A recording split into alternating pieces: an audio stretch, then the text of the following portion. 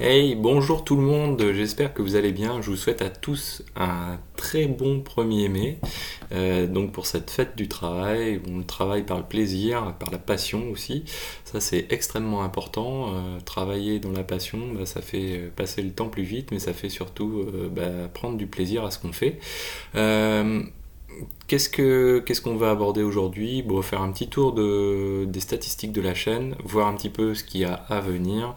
Et puis voilà, c'est l'occasion d'échanger un petit peu avec vous. N'hésitez pas en commentaire à m'indiquer des éléments, des orientations, des choses que vous aimeriez voir dans la chaîne, et puis aussi à répondre un petit peu à mes interrogations.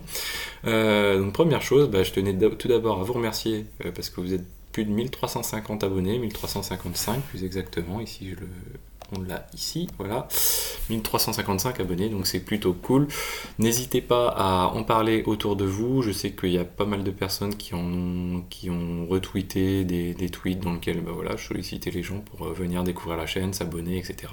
N'hésitez pas à vous abonner pour ne pas manquer les prochaines vidéos aussi, ça c'est assez cool. Et puis si les vidéos vous plaisent ou si elles vous plaisent pas, mettez des pouces bleus ou des pouces rouges comme vous le souhaitez. N'hésitez pas surtout à commenter, et c'est ces pouces bleus, ces commentaires qui aident à faire prendre un petit peu d'ampleur à la chaîne en termes de visites. Et quand on regarde les visites aussi, c'est extrêmement, pour moi en tout cas, c'est extrêmement satisfaisant. On est à plus de 250 vues en moyenne par jour, avec un pic ici, on a failli dépasser les 500, 493 vues au cours d'une journée. Donc ça, c'est extrêmement intéressant. En nombre d'heures, donc là c'est pareil, c'est assez ahurissant quand on comptabilise le nombre de minutes regardées par jour sur la chaîne. Donc, en tout cas pour moi je trouve ça extrêmement important. Les vidéos les plus regardées au cours du dernier mois, c'est des vidéos sur GitLab. Donc j'ai fait des vidéos de présentation de GitLab, pas grand chose d'exceptionnel, mais en tout cas a priori ça a pas mal plu pour pas mal de personnes d'entre vous. Donc ceux qui les ont pas encore vus, allez les découvrir. Bien sûr, il y a des vidéos dédiées à Docker, Docker Compose. Donc là, il y a 2 playlists, il y a même 3 playlists dédiées à Docker. Vous les retrouvez sur la chaîne quand vous vous rendez sur la partie playlist. Normalement, les playlists, j'ai essayé de les élaborer de manière à ce que ce soit pédagogique, c'est-à-dire on y va crescendo dans le détail, avec généralement quelque chose d'assez générique au début. Et puis après, on fait des focus sur certains morceaux. J'essaye, pour quasiment toutes les playlists que je fais, d'aborder les choses un peu dans ce sens. Qu'est-ce qu'on a d'autre qu'on peut voir? On peut voir aussi les vidéos à venir et en cours de diffusion. Donc, en ce moment, ce que je diffuse, c'est la saison 3 du volet scripting. Elle n'a pas été aussi intéressante que je le voulais à son origine, parce que en fait, je me suis un petit peu éparpillé. On n'a pas vraiment fait que du scripting, mais par contre, il y a beaucoup de choses à découvrir à l'intérieur de celle-ci. C'est quelque chose qui n'est pas un modèle, qui n'est pas quelque chose à prendre en compte en production, puisqu'en fait il y a des outils qui sont faits pour ça. Le but c'est de centraliser de la data, il y a pas mal d'outils qui permettent de centraliser de la data, des métriques, etc., des ELK, du Zabbix et autres. Mais là le but c'était d'apprendre un petit peu à bricoler par soi-même et à voir qu'on pouvait faire quelque chose par soi-même. Pour les gens qui ont par exemple des Raspberry chez eux, des choses comme ça, ça peut être utile de savoir faire ça. Et puis en termes de pratique, ça permet de découvrir aussi différents outils. Et quand on imbrique les choses les unes avec les autres, on arrive à faire des choses intéressantes. Voilà. L'autre chose que je diffuse en même temps, donc là je me suis remis un petit peu sur Ansible.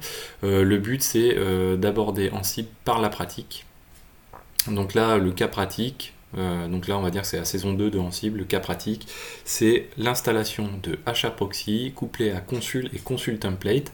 Donc Consul étant une registrie de service, ça je vous ai déjà diffusé, il y a une playlist dédiée à ça que vous pouvez découvrir, dédiée à Consul, avec cet exemple-là, Consul, Consul Template, HAProxy. Ça permet de prendre connaissance avec ce qui est un service registry, donc fonctionné par système de service, ce qui est utilisé, on va dire, grandir un petit peu derrière Docker, Kubernetes, quelque chose d'assez fort, assez puissant, très très moderne, très à la mode actuellement. Donc si vous ne connaissez pas, c'est le moment de découvrir ces choses-là, parce que voilà, plus ça va aller, plus on en parle. Notamment dans Kubernetes, il y a Istio qui utilise ce principe-là, etc. Donc voilà, donc là on a vu cette playlist pour voir le côté, on va dire, mise en pratique de HAProxy, Consul Template, et au niveau de Ansible, on est en train d'orchestrer ce système. Au passage, je tiens à vous poser la question, est-ce que Postgre vous intéresse ?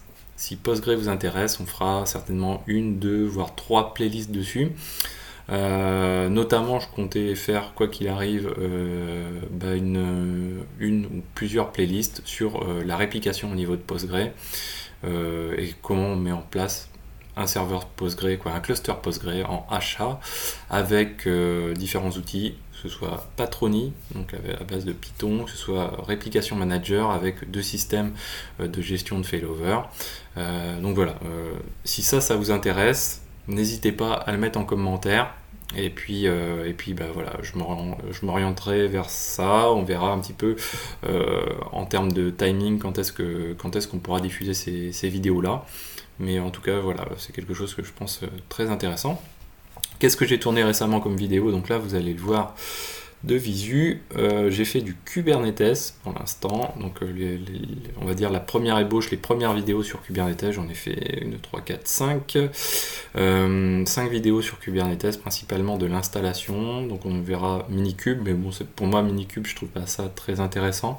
Ce qui est intéressant, c'est d'installer un cluster Kubernetes sur des VM, donc du VirtualBox. Et voilà, pour bien comprendre comment fonctionne le cluster derrière, quels outils sont présents dedans, etc.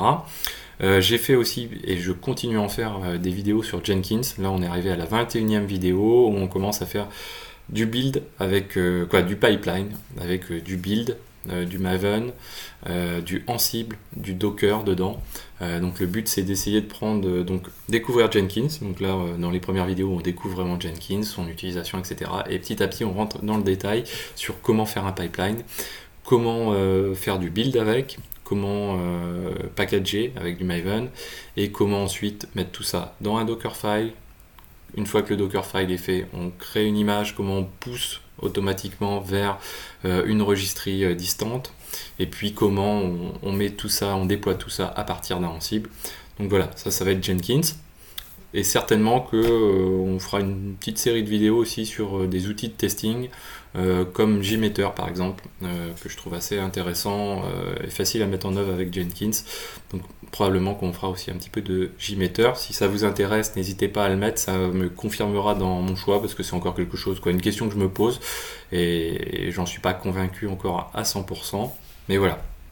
Donc du Kubernetes, du Jenkins. Et puis je vous ai dit, donc j'ai diffusé les vidéos dédiées à Consul. Voilà. Donc Postgre, dites-moi ce que vous en pensez. Si ça vous intéresse pour faire la réplication, j'en ferai. Et puis à la rigueur, ça sera peut-être aussi l'occasion de faire des cas pratiques d'orchestration, de réplication, de serveurs, de cluster Postgre en réplication. Donc ce sera l'occasion de faire une saison supplémentaire sur Ansible. Voilà, donc je pense qu'on a fait à peu près le tour. N'hésitez pas aussi, pour ceux qui sont sur LinkedIn, à consulter mon profil. Et puis si vous voulez mettre apprécier mes compétences sur mon profil, n'hésitez pas à le faire. Ça permet de me dire que globalement ça vous intéresse ce que je fais. Voilà, je pense qu'on a fait à peu près le tour. Je vais continuer aussi à faire quelques vidéos dédiées à Docker. Il y a des petits compléments à apporter sur Docker Compose.